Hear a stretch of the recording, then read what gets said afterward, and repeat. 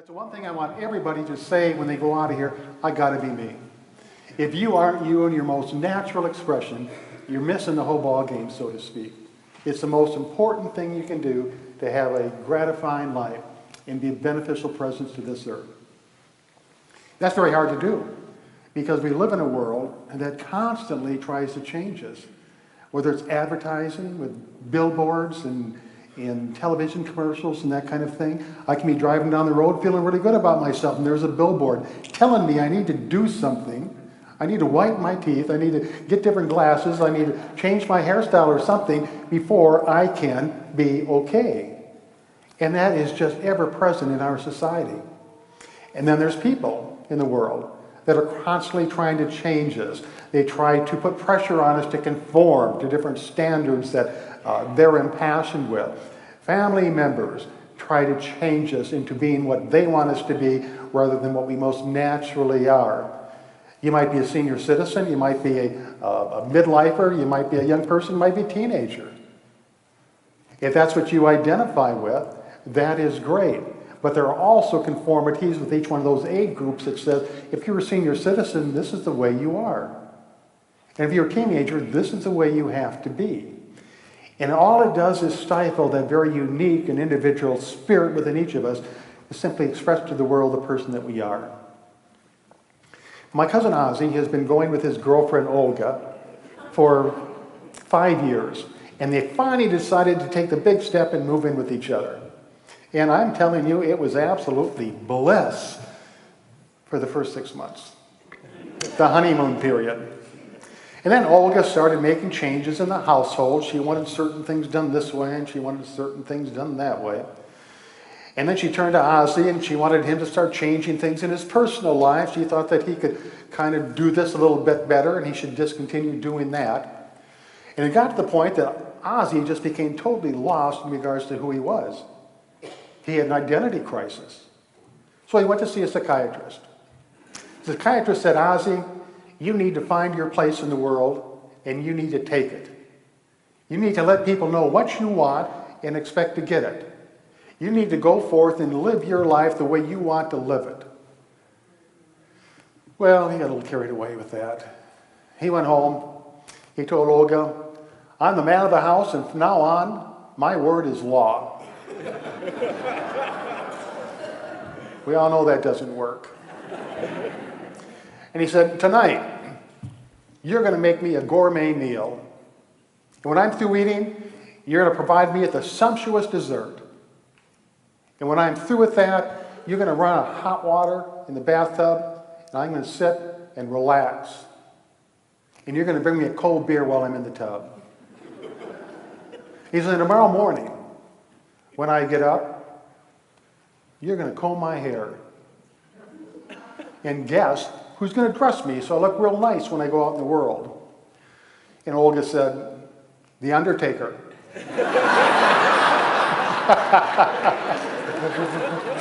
Okay. This is the second part of a 5-part series titled, How Then Shall We Live? And it's really exploring all the different factors in our lives to determine what we can do to make life even a richer experience.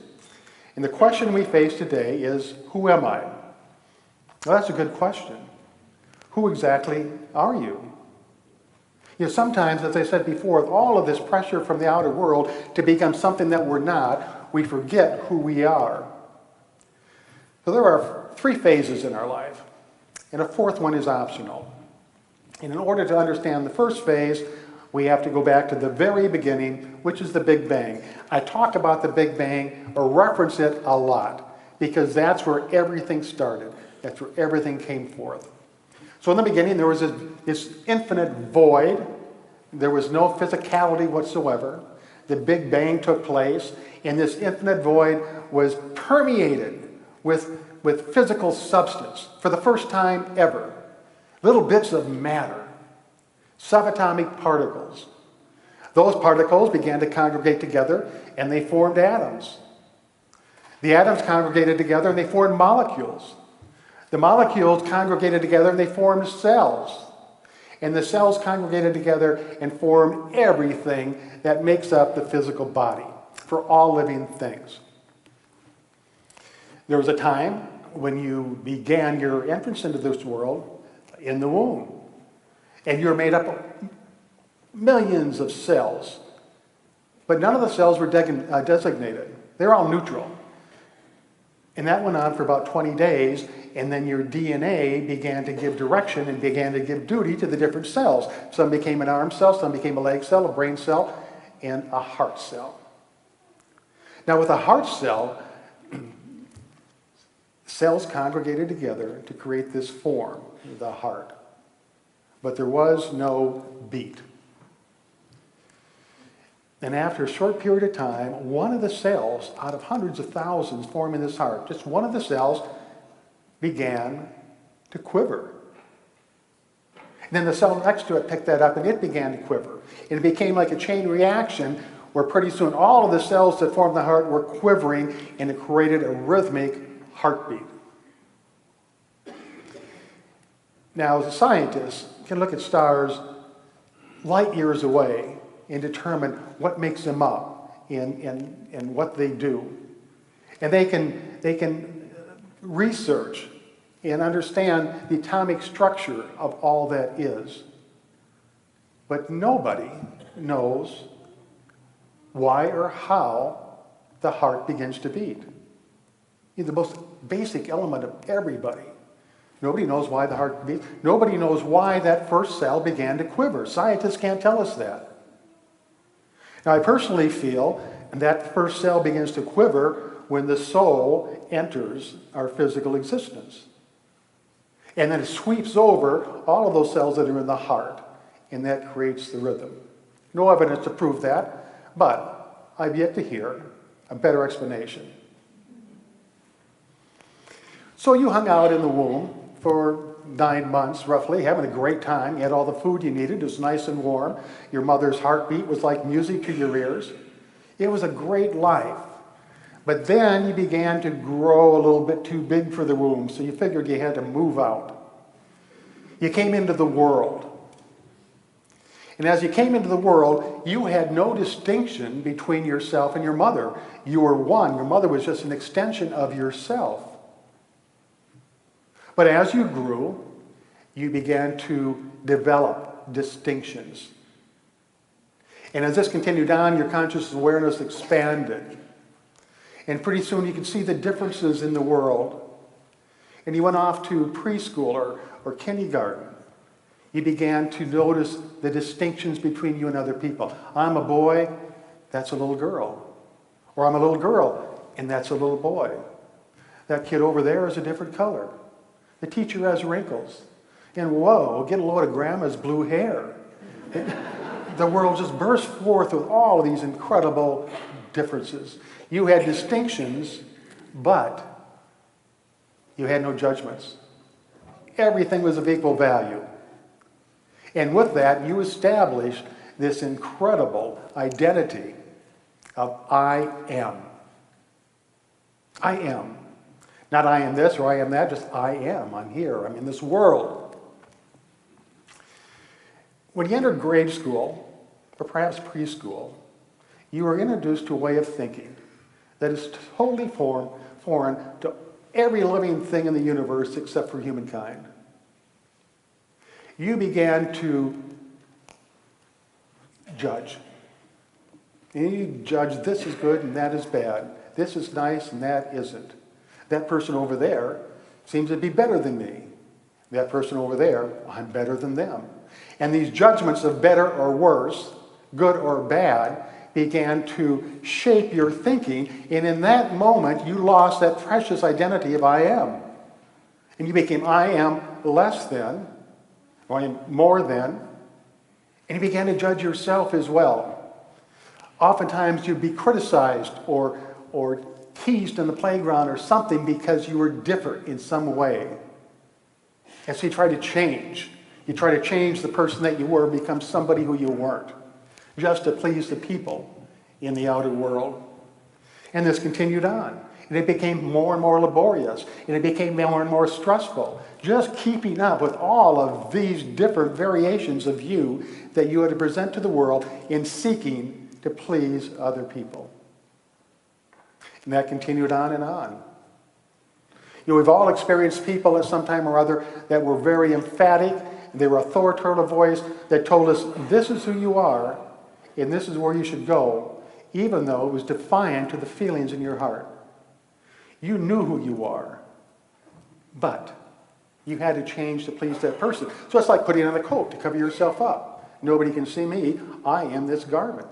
And then there's another person, and another garment, and another person, and another garment. And pretty soon the real you, the most natural expression of yourself became so buried that we lost it. Let me tell you a story about Jesus. The disciples came to him and they said, how do we discover the kingdom of heaven? And to Jesus, the kingdom of heaven meant the best possible life. And he said, you can discover the kingdom of heaven when you are like the little children. Take off your psychological clothing that you've put on over the years and be yourself. Mike was a nice, upbeat high school kid. Loved basketball, wanted to be a basketball player. And he practiced every day. And when it came time for the high school trials, he tried out for the team, and he practiced for the team, continued to practice at home. But then came that day when he was cut from the team, along with others. He went to the coach and begged, I will practice even more. Please let me stay on the team. The coach says, no, Mike, I think that maybe you should look someplace else that is more aligned with your talents. So Mike came back and said, well, at least can I be the bag boy? I will carry the eggs, I'll carry the balls, I'll run errands, I'll do whatever it takes. I just want to be close to the team. The coach said, okay. Well, Mike never told his parents that he didn't make the team. And when they asked him about it, he lied to them about how it was going. So when it came time for the team's first game, away from their town into a neighboring town, Mike went along as the bag boy. He didn't have a uniform, but at least he was there. And as the team walked into the neighboring town's gymnasium, the bleachers were filled. And here comes the team in their wonderful uniforms. They're trotting out onto the court. And then here comes Mike, dragging the bag, not a basketball player, not really anybody. He went over and took a seat on the bench, and as he did, he noticed 3 rows up in the bleachers were his parents, with this very quizzical look on their face. Later on, he told them that he had lied, that he didn't make the team. They were disappointed in him lying, disappointed he didn't make the team, but they encouraged him to keep practicing and try out next year. He did, and he made the team. Now the question before us is, what would have happened to Mike if he would have taken the coach's advice and looked elsewhere to develop his talents? Someplace where he didn't have the passion that he got from basketball. Well, I know what happened. First of all, he had one of the most successful basketball careers in the NBA. Second of all, he received 9 NBA Most Valuable Players during his career. And third, he made $33 million a year playing basketball and doing something that he loved, simply because he didn't take the coach's advice to go try out for something else. When we cover up our true and natural self, when we give up on our patches and our dreams and desires, we're kind of doing the same thing. We're taking the second best. And you will always be the best you that there is. Nobody else can fill those shoes. And if you try to be something else, you'll fail miserably. You aren't going to be happy, and the world's not going to respond to you as they would to the person that you really are. Now, we all come into this world, and we all have roles that we play. You might identify with yourself as a mother, father, brother, sister, son, daughter, husband, wife. If you have a job, it usually has a title of some sort. You identify yourself as, I am this, and that's what you tell other people that come and go. But sometimes we get so mixed up in the roles we play that we think that's who we are. And it becomes so great that if something threatens a particular role, it stresses us out. Because we don't know who we are then.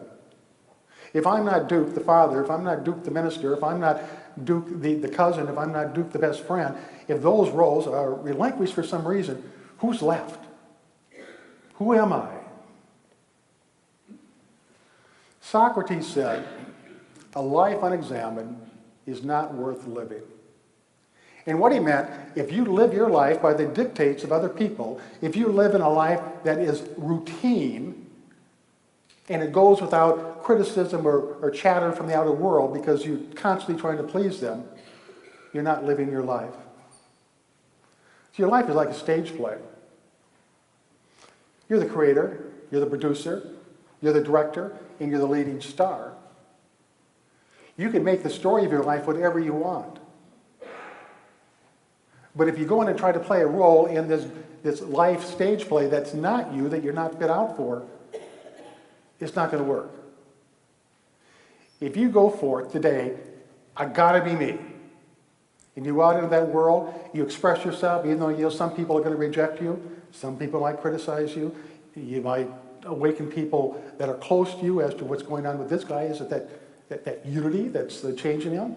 The cult down in the plaza? What is going on?